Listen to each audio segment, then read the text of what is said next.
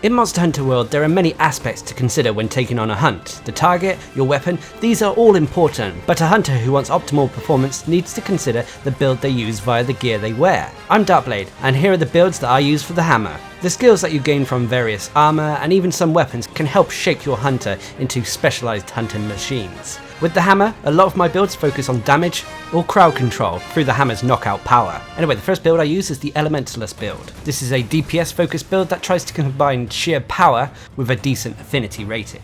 Anyway, for this build I take the Kaiser Crown Gamma, Kulftaroth's Ire Beta, the Kaiser Vambrace's Gamma, Nergigante Coil Beta, and the Kaiser Greaves Gamma. This is then topped off with a Handicraft Charm 3. As for the weapon, I go with the Diablos Shatterer 2. I also stick an Infinity Increase augmentation on it, and an augmentation of your choice. I personally went with an attack increase. When it comes to the jewels, you need to make sure that you have the Elementless jewel. This is probably the top priority. Afterwards, focus on increasing your attack and critical capabilities, and also try to add another handicraft jewel if you have one, in order for the Diablos Shatterer 2 to get to white sharpness. Now if you've done what I've done in this build here, you should have 100 health and stamina, 1487 attack, white sharpness, 20% affinity, with strong defenses against fire, but you're fairly weak to water and ice. As for the skills, you'll be walking away with Critical Eye level 7, Attack Boost level 4. I only went to level 4 to ensure that I gained the 5% affinity from the attack boost.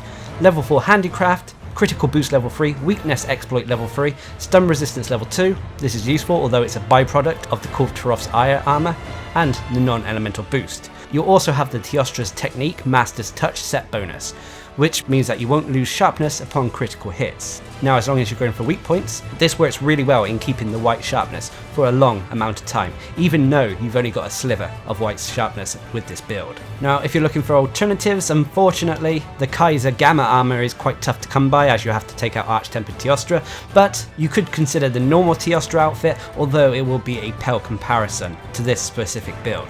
However, if you are willing to sacrifice the Master's Touch set bonus, consider taking a sharp jewel so you're able to keep the white handicraft for a decent amount of time. Anyway, the next build is the Blunt build. This build utilizes the first part of the Diablos set bonus, enabling blunt weapons to become stronger the blunter they get. So for this build I start off by taking the Diablos Nero Helm Beta, Nergigante Meld Beta, Diablos Nero Braces Beta, the Nergigante Coil Beta, and Dante's Leather Boots Alpha. This is then topped off with an Attack Charm 3 and the Ragefire Magda Flogger, which is the Zora Magdaros hammer. This is topped off with an Infinity Increase augmentation to try to alleviate the negative affinity of the hammer. As for jewels, I would suggest trying to max out Weakness Exploit by adding Tenderizer jewels. Afterwards, focus on maybe increasing your blast, and then it's down to personal preference. I put a bit more into attack and added some KO jewels to help with the hammer's knockout power. Now there is one jewel here I wouldn't necessarily consider. I would actually advise something else, but I don't have it.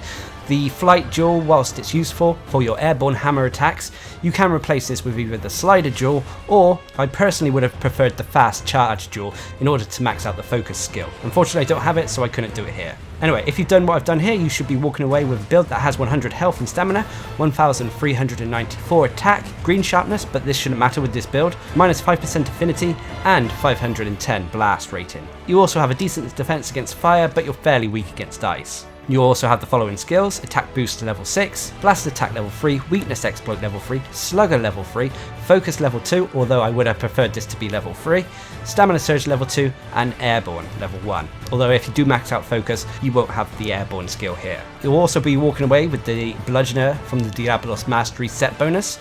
This basically, like I said, increases the attack value of your build as your weapon decreases in sharpness. So once you reach yellow sharpness, you'll actually find your weapon becoming stronger. With the Blunt build, you may ask why there is no critical boost skill in this build. Well, it's because you won't actually be critting that much with this build. Yes, okay, you will sometimes, but instead, it's best to focus on increasing your blast attack as well as your raw power. Anyway, the next build is the Affinity build. This build focuses on maxing out your affinity, as well as the damage your critical hits deal. So for this build I took the Draken Amulet Alpha, the Draken Mel Alpha, the Draken Vambraces Alpha, the Nergigante Coil Beta, the Draken Greaves Alpha, and the Handicraft Charm 3. For the weapon I took the Taroth Hammer Thief, with an Infinity Increase and Attack Increase augmentation. The Attack Increase augmentation can be down to personal preference though. The reason I went for this hammer is because at the time of this video it has the highest base affinity rating of all the hammers. Anyway, as for the jewels, I took tenderizer jewels, some handicraft jewels to get the weapon to white sharpness, a slider jewel which actually comes in useful for the hammer because some of the more fun attacks from the hammer involve sliding down hills before attacking, and finally this hammer can also make use of the Elementless jewel to increase its damage. All of this should give you a build with 100 health and stamina, 1160 attack, white sharpness, 70% affinity, with a strong defense against thunder and dragon, but you're fairly weak against the other elements. You'll also have the skills attack boost level 5, critical eye level 5, handicraft level 5, crit boost level 3, weakness exploit level 2, airborne level 1, affinity sliding level 1, and non-elemental boost. You'll also have the elemental airborne and master's touch solved dragon set bonus. Whilst elemental airborne ain't really necessary on this build, master's touch means that you won't lose sharpness upon critical hits, and with this build you should be critically hitting all the time. Now the reason I only had 2 points in weakness exploit is because we already have 70% base affinity, and weakness exploit level 2 gives us that extra 30%, making it 100%. If you also take into account the affinity sliding, which adds another 30% affinity after sliding, it means that your affinity should be almost at 100% all the time. Now of course you can change out the Taroth Hammer Thief if you so wish for another elementless hammer, but just make sure it has a fairly high affinity rating. Anyway, let's move on to the next build, which is the elemental build. This build focuses on dealing a substantial amount of elemental damage to monsters. So when taking on a hunt, consider the monster's weaknesses before using this build. For the purpose of this video, I'm showing off a dragon element build. Anyway, for this you'll need the Kaiser Crown Gamma, the Rathalos Male Beta, the Valhazak Braces Gamma, Valhazak Coil Gamma, and the Rathsal Greaves Beta. This is followed up by the Handicraft Charm 3 and the weapon Pandemonium's Root, which is one of the more interesting looking hammers in the game. This has a affinity increase on it. As for the jewels, again these are affinity focused. Now there are a lot of expert jewels here which I would advise replacing with whichever element you are already using, but I didn't have to here because the dragon rating was already maxed out thanks to the Valhazak braces and other bits of gear, so I was able to freely spend it on expert jewels. I would also advise taking a sharp jewel, especially if you're copying this build, to enable you to keep that white handicraft for a little bit longer. Anyway, if you've done what I've done here, you should be walking away with a build that has 100 health and 100 stamina, 1118 attack, white sharpness, 35% affinity, 350 dragon with average elder seal, and an okay rating against water, but you're fairly weak against dragon. As for the skills, you'll have critical eye level 6, dragon attack level 4, crit boost level 3, weakness exploit level 3, handicraft level 3, recovery speed level 2, although this is a byproduct of the gear you're wearing, focus level 1, affinity sliding level 1, and protected polish level 1. You'll also have the critical element from the Rathalos Mastery set bonus, which allows elemental attacks to deal more damage when you crit an enemy. The reason I haven't really gone for any attack here is because I'm focusing more on the dragon attack than anything else. Now of course if you're looking for alternatives for this build, it can be tough because a lot of this is from Arch-Tempered monsters, although you can easily replace the Valhazak stuff with normal Valhazak armor, namely the beta ones, but just be wary of what bits have dragon attack on, as if you're using a different weapon that has a different element, you need to match it to that element. But anyway, let's move on to the next build, which is the free element elemental build. This build is similar to the last build in that it's a DPS focused build that utilizes elemental attacks. However, this utilizes weapons that have hidden elements, namely Taroth weapons, which have very high elemental ratings. Anyway, for this build you'll need the Taroth's Fury Beta, Rathalos Male Beta, Taroth's Rage Beta, Taroth's Malice Beta, and the Rathalos Greaves Beta. This is followed by the Handicraft Charm 3 and the Taroth's Hammer Ice. This has a affinity increase on it. Anyway, as for the jewels with this build, firstly I've gone about maxing out the elemental value by adding frost jewels.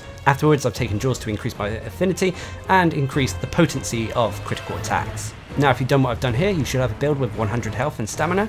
You'll have 1066 attack, white sharpness, 10% affinity, 640 ice rating, with an incredibly high defense against fire, but you're fairly weak against ice and dragon. As for skills, you'll have Ice Attack level 4, Weakness Exploit level 3, Handicraft level 4, Free Element or Ammo Up level 3, which is essential for this build as it allows you to release the full potential of a weapon that has hidden elements. Critical Boost level 3, Power Prolonger level 1, which is just a byproduct unfortunately of the armor you're wearing, Agitator level 1, and Jump Master level 1. You'll also have the Critical Element from the Rathalos Mastery to allow for more elemental damage on critical attacks. Now if you're looking for alternatives, unfortunately this build could be considered a little bit difficult as you need Kulftaroth gear. If you really want to use this build, you'll have to find alternatives that have the free element on in order to apply the same effect. Some of the Kirin stuff I know has free element on, but it may be poorer than this build here. People may be wondering why I've gone for jump mastery.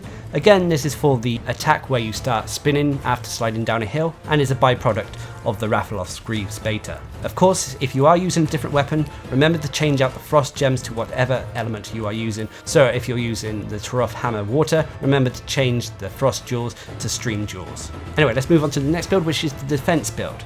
This build focuses on increasing your defensive capabilities as well as at the same time having a decent offense. The hammer isn't really that much of a defensive weapon, but this build gives you a little bit more survivability. Anyway, for this build I've taken the Empress Crown beta, Nergigante Mel beta, the Nergigante Vambraces beta, the Nergigante Coil beta, and the Empress Greaves beta. This is then followed up by the KO Charm 3, and for the weapon I'll be using the Empress Mace Blaze, which has a health regen augmentation on it. Now as for the jewels, I've gone for a little bit of a mixed bag here. Most of it is focused on helping the affinity by adding weakness exploit through tenderizer gems. I've added 2 attack gems so I got the attack boost level 4, as well as handicraft and a sharp jewel to enable me to keep white sharpness for a little bit longer. I've also added a vitality jewel to max out my potential health. Now, if you've done what I've done here, you should have 150 health, 150 stamina, thanks to the Lunostra set bonus, although it doesn't show it in this video here, 1076 attack, white sharpness, 25% affinity, and 180 blast rating.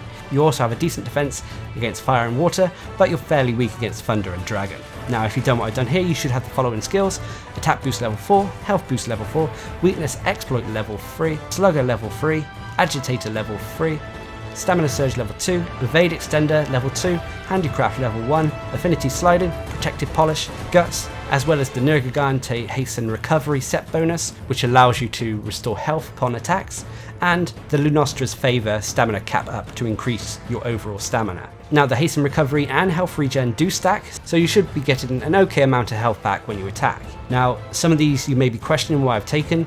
Slugger I've taken to increase the crowd controlling capabilities and the knockout potency of the hammer. I've also taken Stamina Surge to help restore your stamina after you've run out, and I've taken Evade Extender. It can be quite annoying for the hammer to have to put your weapon away and then charge it up again, but with the Evade Extender you can potentially just dodge to monsters' positions and not have to sheathe your weapon. Now unfortunately, if you're looking for alternatives, there isn't a lot I can suggest for this build. You could maybe use one of the other Lunostra weapons. The Empress Mace Sticks, for example, would be a nice DPS alternative to this. You could also, if you wanted to drop the KO Charm for maxing out the attack boost, that would be another option. But anyway, let's move on to the next build, which is the AILMENT build. This build is a paralysis build, so it focuses on paralyzing a monster, allowing you for a brief period where you can freely attack the monster at your leisure afterwards. Anyway, you'll need the Dragon King Eye Patch Alpha, Dragon Mail Alpha, Dragon Vambraces Alpha, Nergigante Coil Beta, the Dragon Greaves Alpha, and the Handicraft Charm 3. This is then followed up by Malady's Fist 3. I've also added a affinity increase, attack increase, and slot upgrade for the augmentations. Now as for the jewels, I've taken a few jewels to help my affinity, then I've maxed out the paralysis attack by adding paralyzer jewels, and I've added a sharp jewel to help me keep that white sharpness for a little bit longer. Anyway, if you've done what I've done here, you should have a build with 100 health and 100 stamina, 1014 attack, white sharpness, 50% affinity, and a 480 paralysis rating. You also have a decent defense against thunder and dragon, but a slightly below average defense against the rest. As for the skills, you'll have level 5 attack boost, level 4 critical eye, level 3 paralysis attack, level 3 critical boost, level 3 weakness exploit, level 3 handicraft, affinity sliding, protected polish, and the elemental airborne for the soul of the dragon. Although this isn't really necessary, it's just a byproduct of the build. Now if you're looking for alternatives, you could consider the Kulftaroth version of Malady's Fist if you wanted to, although I found Malady's Fist just as good. Unfortunately, the rest of the gear, namely the dragon stuff, is tricky to come by, due to it being locked behind the behemoth hunt. Nonetheless, if you wanted to potentially increase the potency of your paralysis attacks, you could consider 3 bits of the Zora Magdaros gear instead. You can also consider using other ailment weapons with this build, although if you do, remember to change out the paralysis jewels for whatever ailment you are using. You would also want to consider taking in the Apothecary Mantle, as this helps any ailment build out there. Anyway, the final build we have is the budget build. This build is a relatively simple one and doesn't require any updates to the game in order to craft. However, it still can be quite potent. This one is an alternative version of the ELEMENTLESS build that also makes use of the Diablos mastery, allowing your weapon to grow stronger as it becomes more blunt. Anyway, for this build I've taken the Diablos Nero Helm beta, Diablos Nero Mail beta, Diablos Nero Braces beta, the Diablos Nero Coil beta, and the Dober Greaves beta. This is followed up by the Attack Charm 3 and the Diablos Shatterer 2, which has an affinity increase and attack increase on it. Anyway, as for the jewels, I've gone for increasing my attack and affinity. Of course you may not always have options to all of these, in which case use jewels of your choice. Personally, I'd recommend Vitality jewels as they are pretty easy to come by. Anyway, if you've done what I've done in this video, you should have a build with 115 health, 100 stamina, 1534 attack, blue sharpness, although this will quickly go down to green, minus 10% affinity, and a strong defense against dragon and fire, but you're fairly weak against water and ice. As for the skills, you'll have attack boost level 7, weakness exploit level 3, focus level 2, resentment level 2, health boost level 1, critical boost level 1, and affinity sliding level 1. You also have the Diablos mastery, bludgeoner, and non-elemental boost. Non-elemental boost is pretty much the same as the Elementless jewel, so it increases your damage when your weapon hasn't got an element or has a hidden element that hasn't been unlocked, and bludgeoner increases your attack as your sharpness gauge depletes. Now this build is relatively easy to come by. Okay, Black Diablos is annoying to fight, but this build could be considered quite strong. Of course, as you get more gear and more jewels, you can drop bits of the Diablos armor for stronger bits, which is the natural process of farming in Monster Hunter. The only thing I will say about this build is, unfortunately, it does look like you've gone to battle and forgot to put your pants on. So there we have it. Those are the builds that I personally like to use for the hammer. Of course, Monster Hunter World, it's always being updated with new monsters and gear, which can potentially cause these builds to change and become even stronger. So if any major updates happen to any of these builds, I'll make sure to release updated videos. Also remember that any task in Monster Hunter World can be taken on with any weapon and any gear set. You don't have to use what is used specifically in this video. These are just the sets that I like to use. But anyway, I hope you found this video informative or helpful, and until next time, I've been Darcblade, bringing you the builds that I use for the hammer in Monster Hunter World. Hope you enjoyed the video, thanks for watching, subscribe and like for more.